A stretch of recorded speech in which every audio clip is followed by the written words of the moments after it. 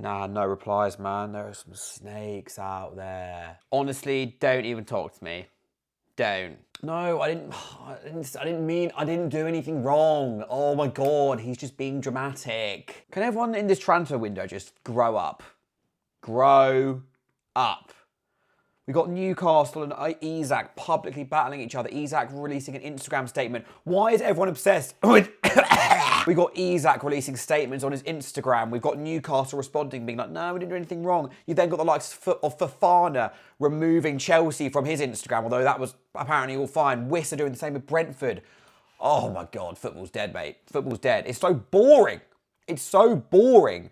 Luckily, I have a solution for you, Isak and Newcastle. Here's how everyone in that situation can be happy and all live happily ever after. All right, spoiler alert, it involves selling Alexander Isak. Now, I'm of the opinion that Newcastle should have sold Isak at the start of the summer, really, when Ekitike interest was genuine.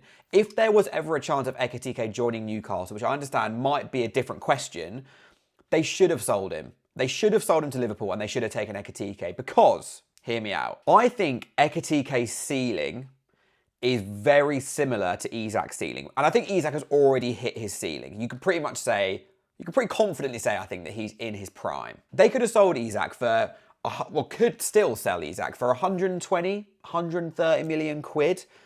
Ekitike cost Liverpool 80 million. Would you rather have Ekitike, who is a very similar player to Isak, plus 50 million quid, and a striker who is younger as well, or Isak? I'm taking Ekitike plus the money all day long. I don't think that any player really in the world is worth 130 million quid to their team right now. Like maybe historically Ronaldo at Madrid, Messi at Barca. Otherwise, I think clubs nowadays are well run enough that they should be able to more than replace a player, upgrade their whole squad for that kind of money. And it's annoyed me a bit in this window that Newcastle have been moaning a lot about PSR, partly because they've actually not got many PSR. They can spend a lot of money this summer, they just haven't because players have been rejecting them. But B, the best teams in the Premier League and around the world are good at selling players. If we take the Premier League in isolation, the last 8 Premier League titles have been won by Liverpool and by Man City. Who have those teams sold in that period of time? Coutinho went, just before that obviously, for 140 million quid in January when Liverpool were pushing for the top 4. That was a risk at the time. People thought that Liverpool were effectively selling their Champions League push. Instead, they went and bought Van Dijk, they went and bought Alisson, and they went and dominated football for the next, still to this day with that core. They weren't afraid to let Mane go. They weren't afraid to let Firmino go. This summer alone, they're getting rid of Harvey Elliott. They've sold Ben Doak. Dokes, how you pronounce it. Young players who are promising, who could very much play a role for Liverpool. They are not afraid to let them go. Jarell Quansah's another one. I know he didn't have a great season last season. That is still a very promising young centre-back who they've been willing to sell because they trust themselves to reinvest the money. Man City let De Bruyne go this summer. They let Julian Alvarez go last summer for 75 million quid. Alvarez, I think that season, played the most minutes of any Man City player, and they weren't afraid to let him go. Newcastle's track record with signing players is really good. Like, if you look at the players they have successfully signed over the past 3 or 4 years, they haven't signed that many, but they've all been hits. Livramento, Lewis Hall, they weren't obvious signings, and they've gone on now to be, they will be England regulars, really. Dan Burn, what a brilliant astute signing that was. The midfield, Tonali and Bruno G. Yes, they spent good money on those players, but easily worth it. Easily worth it. In my opinion, selling Isak can only be a good thing. I understand you lose one of the best strikers in the world, but you can then go and reinvest that money in young players like Isak was when they bought him, who have sell-on value. And those players, if they see Isak being given a path to a bigger club, they are more likely to join you. And I know Newcastle fans will not like that. Villa fans have been saying it all summer too. It's all geared for the big 6, the cartel 6, blah, blah, blah, blah, blah. Selling players does not make you weak. Crystal Palace, my club, are more than happy to sell players. And as a result, Eze this summer, he's not forcing a move, because he knows the club will deal with it accordingly. Same with Mark Gahey. Brighton are another great example of this, as much as it pains me to say it. Brighton are able to spend money, a lot of money consistently every transfer window, and still push top 8 because they're willing to sell. So, Newcastle, please just go and sell Alexander Isak. But who do you replace him with? Now, obviously, all the talk at the moment is about Yoane Wissa. And for a depth option, I can maybe see it. Yoane Wissa, in my opinion, is not good enough to start for Newcastle every week. They've just now had a bid rejected for 35 plus 5. Brentford I think want upwards of 50, but have apparently not actually communicated that to anyone. They have no intention of letting Wissa go. It's very funny, actually, how these are just like two identical situations going on at the same time. If I'm a Newcastle fan, or if I am Newcastle, I'm going, Wissa is very much willing to throw his toys out the pram to get moved to Newcastle. This is potentially a bit of a red flag, because he would happily do the same to them. I don't think he will, because he's getting old now, and Newcastle is very much his ceiling. But I don't like this as a purchase to replace Isak. I don't think Wissa is anywhere near as good as Isak. I don't think he has a higher ceiling than Isak. I think he had one good season and that was it. I think he'd be a really good depth option, but I don't think Newcastle should be buying a depth option who at the moment is, 28, nearly 29. That to me doesn't make any sense as a purchase. What I think Newcastle should be doing is going and getting a proper starting number 9, a high quality striker who can go straight into Newcastle's team and make a big impact, and then buy a young option who can develop into that for them. And look, they've got money to spend. If they go and sell Isak for 120, 130 million quid, go and reinvest 100 million of that in 2 strikers. I don't think 60 of that in Wissa, or 50 on Wissa. I know they're not actually willing to pay that, which is a good sign. That's not good. Who is the first one I would buy? If you want to split that budget between a starter and a youngster, I would say you're looking at 65, 70 for the starter and about 30 for the youngster, if you want to get a good youngster with resale value. You will notice on this screen, one of the names has been clicked on already. Nicolas Jackson. Now, hear me out. Also, Gonzalo Ramos, I think they looked at him. That wouldn't be bad.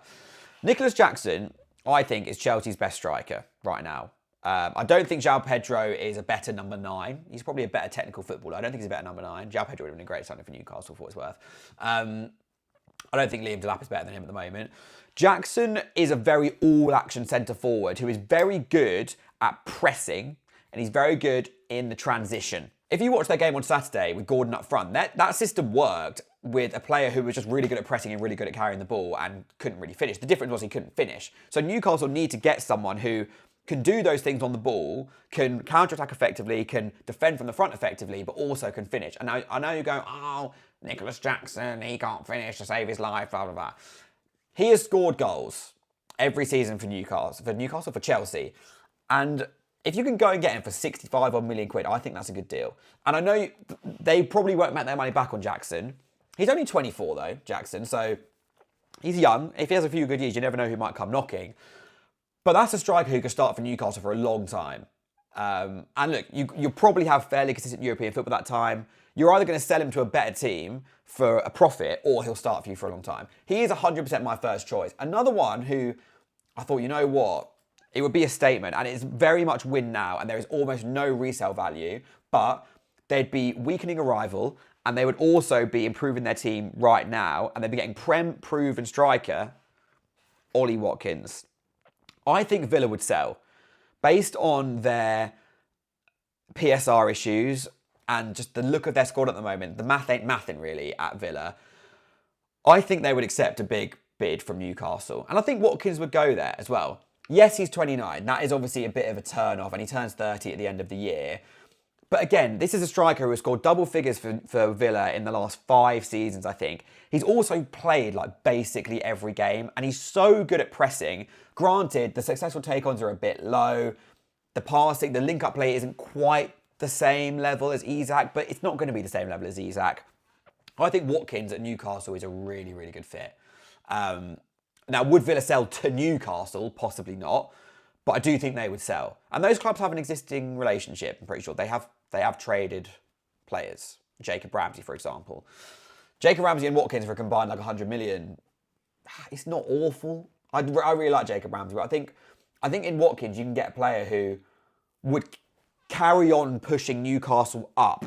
And if you go and get a young player to supplement Watkins, it doesn't necessarily matter if his resale value goes down. And look, he could then go and be a depth option. I think Watkins would happily do that for Newcastle for a period of time, play on the wing and stuff maybe too. I don't know. I think Ollie Watkins would be a really, really good purchase for Newcastle. In terms of the young striker market, I've done a lot of research on this, and to be honest, not really anyone fits the bill. So do leave a suggestion who you think Newcastle should sign as the young backup striker to develop under Ollie Watkins. The alternative option you have is to basically flip it and get a young striker to start with like an affordable backup. I know they've looked at Samu, I don't know how to pronounce his last name, Samu. I like that. I mean, he's obviously one of the most in-demand young strikers in Europe, and I know he's not their first choice, but they are running out of options. Shock horror. Spoiler alert. Breaking news, hot take, Newcastle have lost out on a lot of striker options. Sesko would have been so good for them. It's a real shame, actually, that he didn't go for their sake, obviously. But this feels like a bit of a statement signing. It would cost a lot, though, is the only thing. And it leaves you like 20 odd billion quid to go and get just like an experienced backup. Are you going to get someone of the required level who is willing to sit on the bench for a young striker? I don't know, but they'd probably get decent minutes as well, because this is, yeah, I said, a young striker who's never played in England before. It's difficult. I'm not saying it's an easy solution for Newcastle to replace Isak with two strikers, but in my opinion, I don't think there is anything that's up for debate when it comes to what would you rather have, Isak or 140 million quid, 130 million quid. For me, the answer is always 130 million quid. And Newcastle will have a good scouting system. They have a good transfer record. Go and trust it. Go and trust it. You've replaced players before. You will be able to replace players again. Take the money. Isak's value will never be higher than it is right now. Anyway, let me know what you think Newcastle should do with Isak in the comments down below. Also, check the new setup. Prem ball, Euros ball, Prem ball, Euros ball. Men's and women's either side. So Mundial. Shout out Mundial. Ooh, Mundial. Yeah, let me know what you think Newcastle should do in the comments down below. Subscribe if you're new around here. Follow me on my socials. Thanks very much for playing. Coming. Love you. Bye.